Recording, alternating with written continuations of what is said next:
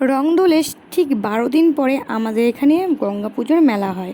তো অনেক জায়গায় হয়, বাট আমাদের এখানে 12 দিন পরেই হয়। তো এখানে আমাদের যেহেতু নদীর সাথে, চুনি নদীর সাথে মন্দির আছে, তো এখানে সবাই স্নান করে সকালবেলায় জলে স্নান করে পুজো দিয়ে তারপরে বাড়ি যায়। আর সন্ধ্যার দিকে আমরা সবাই আসি মেলায়। তো আমার দিদিও চলে এসেছে, দিদির ছেলেও চলে এসেছে। দেখুন মন্দিরটা আছে, মন্দিরে প্রতিমা তোলা হয় আজকের দিনে, দিয়ে পুজো করা হয়। তো এই ভালো করে ভক্তি করে নমস্কার করে নিয়েই পয়সা দিয়েই চলে আসলে। এবার ওর বায়না শোনো, ও নাকি মেলায় সব কিছু নেবে, মানে কি নাগরদোলনায় উঠবে। তো যাই হোক, আমাদের একটু গ্রাম্য এলাকার মেলা, তো বেশি একটা ভিড় হয় না, ছোট করে মন্দির, মানে মন্দিরগুলো বড় বড়, বাট ছোটো করে মেলাটা হয়। আমাদের কালীতলায় প্রচুর প্রচুর মেলা হয়, উৎসব হয়। তো তার মধ্যে এটা একটা ফেমাস। তো এখানে লোকজন আমরাই কয়েকজন থাকি।